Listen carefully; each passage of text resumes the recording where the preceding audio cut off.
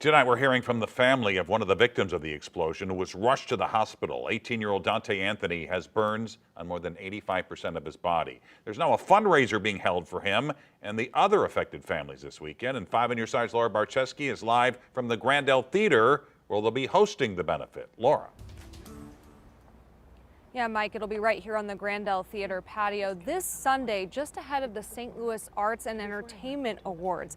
And all of the donations collected will go to the Hardy Anthony family and, as Mike said, the other affected families.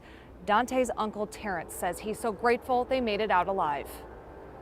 It was an average Monday morning for the Hardy Anthony family. 18-year-old Dontea Anthony was at home by himself. His uncle Terrence Hardy says Dontea was getting ready to head to work later that day. He had done some things upstairs. He had went downstairs to sit down, and he said sometime after, shortly thereafter, he had it was either a tick-tick or a click-click, and then the explosion happened.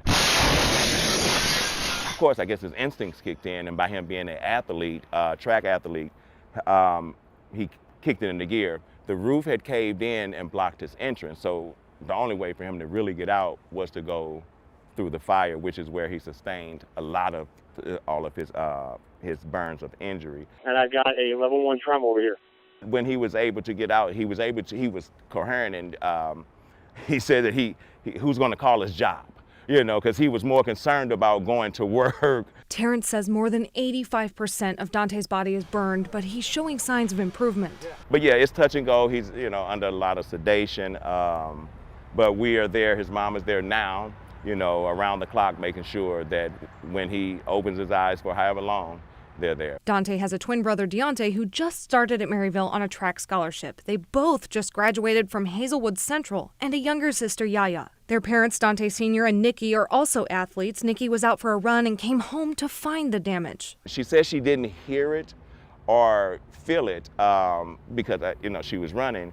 But when she got back on her way back is when she started seeing all the, the activities. The family actually just got back into the house after having some work done on it. This is what it looked like before, and this is what it looks like now. It is miraculous that there were no fatalities. They still don't have any answers about exactly what happened, but neighbors reported smelling gas beforehand. Right now, we just need, whatever, the community just to continue to support us and show love for the family.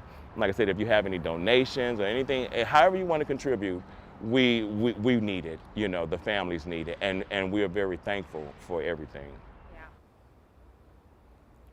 Terrence said he wanted to give back through his event this Sunday, and they'll be collecting those donations from 11 to 3 out here at the Grandel Theater. We'll have a link on KSDK.com to his Facebook page where you can look up what the families need. And then we also have a link directly to the Hardy Anthony GoFundMe page, again on KSDK.com. Reporting live in St. Louis, Laura Barczewski, 5 on Your Side.